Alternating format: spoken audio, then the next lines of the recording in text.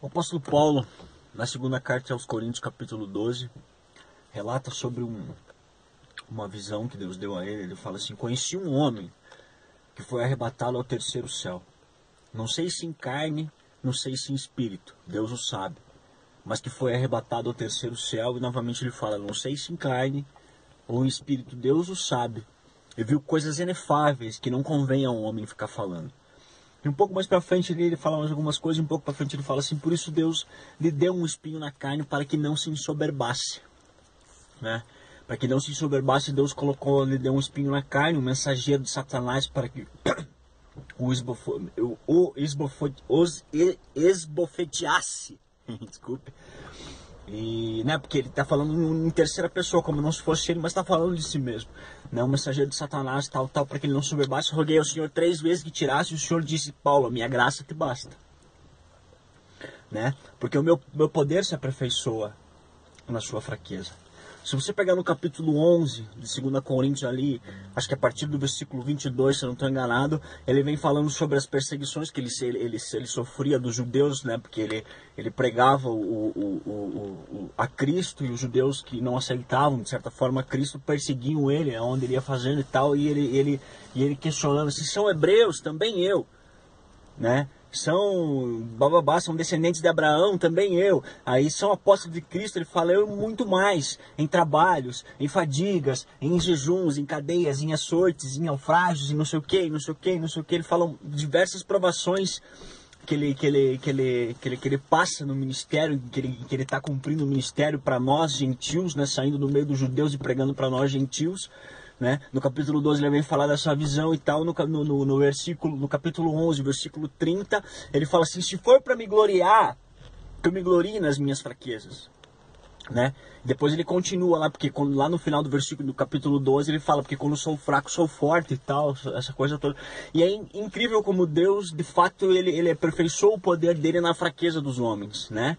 Quando os homens são fragilizados, são fracos, não têm a força para fazer aquilo que é necessário fazer, e chegam no seu limite de força, de habilidade humana, Deus age no sobrenatural, ali estendendo a mão e trazendo refúgio e abrigo para essas pessoas, para esses homens que chegam nesse limite de fé, nesse limite de trabalho a Deus.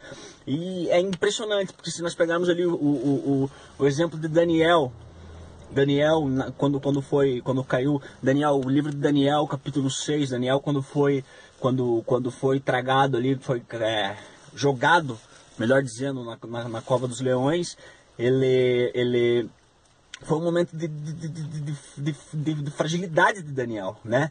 O rei Dário fez lá, ele foi induzido pelos sátrapas lá, pelos governantes e tal, os caras que eram líderes das satrapias, que eram províncias que haviam na Babilônia. A Babilônia era dividida em satrapias, que eram províncias, 120 que tinham seus cabeças, e 3 governantes, que eram Daniel e mais 2 e tal. Os caras tinham inveja de Daniel, porque Daniel tinha um espírito excelente, e o rei Dário pensava em dar todo o governo para Daniel, eleger ele como um primeiro-ministro, abaixo do rei só Daniel governasse sobre todos os sátrapas. E isso trouxe inveja e tal, eles não tinham como pegar Daniel, porque Daniel era um cara muito quente. Eles conspiraram lá e tal, e para tentar pegar Daniel na lei do seu Deus e tal, essa coisa toda. E induziram ao rei a fazer um decreto lá que ninguém podia pedir nada a Deus nenhum, nem a homem e tal, mas só ao rei. E Daniel continua suas orações. A palavra diz que ele tinha a janela do quarto dele virada para as bandas de Jerusalém, que 3 vezes ao dia ele fazia suas orações.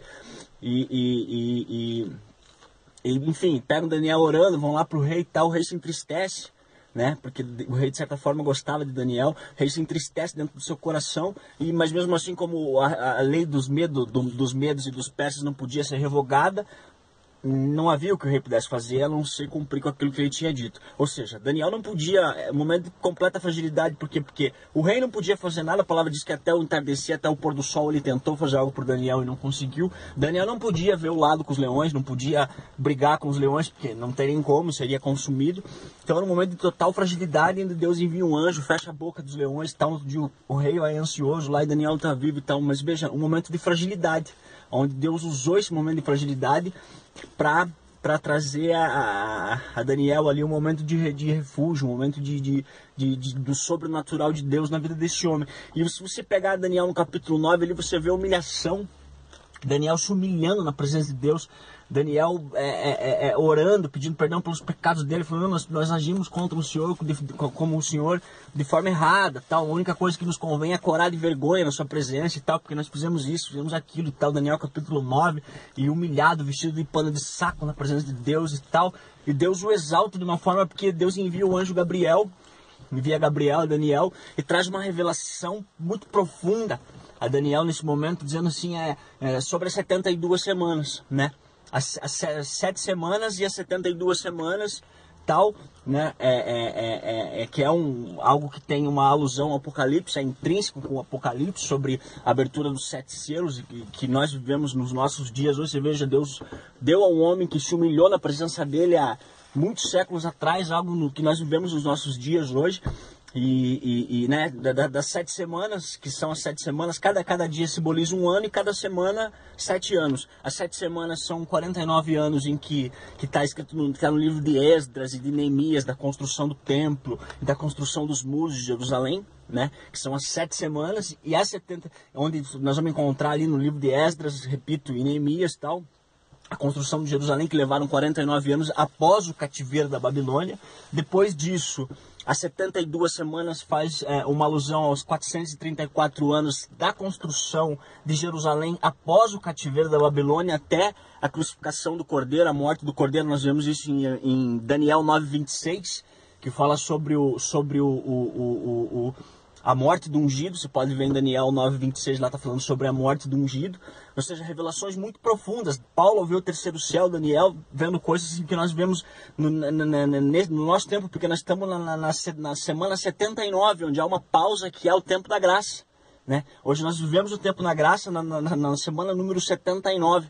Né? E a semana número 80, que eu nem sei colocar a palavra aqui, na 70ª, sei lá, semana que vai vir, é o tempo do reinado do anticristo, né? O tempo do reinado do anticristo, que ele vai fazer, a Bíblia diz lá em Daniel 9:27, lá que ele vai fazer, ele, se referindo ao anticristo, fará aliança com os judeus, ele fará uma aliança com os judeus, e na metade do tempo, que ele fará aliança por uma semana com os judeus, que são 7 anos, na metade do tempo ele vai quebrar essa aliança, e vai cessar os sacrifícios e as ofertas de manjares, né? Que é onde nessa aliança que ele vai fazer de paz com os judeus por 3 anos e meio, não só com os judeus, mas também com os judeus, o judeu vai voltar a adorar a Deus no tempo da lei, com sacrifícios, com ofertas de manjares e tal, e no meio disso vai ser quebrada essa aliança, e o anticristo pelos homens, principalmente o homem pagão, ele vai ser tão, vamos dizer assim, exaltado, que vão olhar para ele como um Deus e vão adorá-lo como Deus sobre a terra. E aí ele vai fazer uma estátua dele e vai colocar lá dentro do Santo dos Santos, atrás do véu, né? Porque o judeu que não aceita Cristo, ele vai estar adorando a Deus no tempo da lei, fazendo sacrifícios, fazendo oferta de manjares, essa coisa toda. Então ele vai fazer uma estátua e vai colocar dentro do Santo dos Santos, onde só o sumo sacerdote entra uma vez por ano.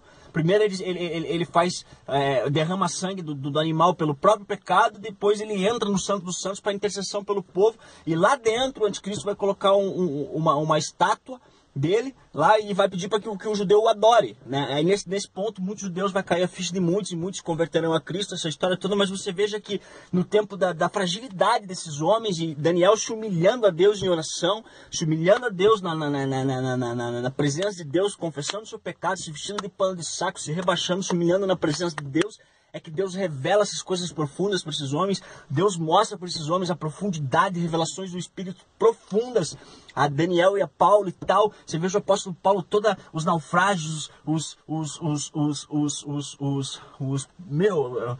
espancamentos, tantas situações adversas, fome, às vezes em jejuns forçados porque não tinha como se alimentar, faltava veste do frio. Você pode ler lá em 2 Coríntios 11, né, meu? Cara, coisas profundas ali que são automaticamente ligadas ao Apocalipse. Se você pegar ali depois na quebra da aliança, lá em Daniel, lá em 9:27, que na quebra da aliança que ele vai fazer, faz uma alusão ao Apocalipse 3:5, que está falando sobre os 42 meses, que vai ser, se você pegar 42 meses, são 3 anos e meio, ele vai fazer aliança com os judeus por uma semana, que são 7 anos, na metade ele quebra. Apocalipse 3:5 vai falar sobre as blasfêmias que vai fazer contra os santos, e vai durar 42 meses, que são exatamente 3 anos e meio. Exato, 42 meses são 3 anos e meio. 3 anos, 36 meses, mais 6 meses, 3 anos e meio. Ou seja, o que acontece? Você veja a profundidade da revelação na humilhação. A profundidade da revelação de Deus aos homens no momento em que eles se humilhavam, no momento em que eles eram fragilizados, no momento em que eles não tinham as suas forças. Deus mostrava coisas inefáveis a esses homens, que não tem explicação, assim, é loucura para mim e para você, homens. E eu olho para a igreja de hoje em dia, para mim e para você, que somos a igreja de Cristo hoje, e nós somos meio abobados. Sabe? Nós somos meio abobados, assim, as pessoas elas mudam quando elas galgam um degrau a mais na presença de Deus. As pessoas elas agem diferente. Começa a cantar no louvor, se sente soberbo, já olha para as pessoas com indiferença. Começa a passar a célula para algumas pessoas, as pessoas mudam e agem com indiferença. O Deus dá alguma coisa para essas pessoas, para mim, para você, e eu me coloco nessa igreja vaidosa também. Isso que às vezes me traz uma reflexão mais profunda sobre a minha adoração perante Deus. Qual é realmente o meu papel, qual é a minha intenção de exercer ministério, de exercer os dons que Deus me deu na igreja. Se é que é verdadeiramente, será que é para adorar a Deus verdadeiramente, ou eu faço isso pro meu ego? Isso é um lance que pesa muito na minha vida. E a gente vê essas coisas, essas bobagens, essas coisas carnais, porque se você pegar lá Paulo, lá quando ele diz lá, está escrevendo nas primeiras aos Coríntios, ele fala, não andais como os homens, tal, vendo no meio de vós divisões, inveja, bababá, não andais segundo os homens, não andai na carne, não são carnais. Né? E muitas vezes acho que nós agimos na carne, nós ficamos vaidosos por coisas que não deveríamos ficar, porque quanto mais se dá, mais se pede contas. Se Deus acrescenta pessoas para caminhar debaixo da tua liderança, esse sangue está sobre a tua vida. Você precisa interceder por essas pessoas, é uma responsabilidade que você tem no mundo espiritual de fazer o melhor que você puder para que essas pessoas caminhem no caminho reto. Entendeu? Não que essa responsabilidade seja completamente sua, não, Deus, porque Deus cuida das suas ovelhas, mas você está entendendo o que eu estou querendo te dizer? Quanto mais é dado, o interessante é que nós fiquemos mais humildes para que nós possamos alcançar mais pessoas, para que nós possamos fazer mais coisas, para que nós possamos trazer mais pessoas para perto de nós, e aí nós fazemos o contrário, nós ficamos soberbos, arrogantes, achamos que é nós que fazemos. Paulo diz lá, por que se gloria, é Deus que deu, se gloria naquilo que recebeste, na primeira carta aos Coríntios, eu não sei que capítulo é, mas está escrito lá, recebeu porque se gloria naquilo que você recebeu. Não é para você se gloriar naquilo que você recebeu. Se for para se gloriar, se glorie nas suas fraquezas, irmão. Se glorie nas minhas. Foi para me gloriar de alguma coisa, eu vou me gloriar de conhecê-lo, mas me gloriar das minhas fraquezas, porque o poder dele se aperfeiçoa nas minhas fraquezas. Você está entendendo o que eu estou querendo dizer? Então, o cara mais quente para mim, que para mim é um cara que é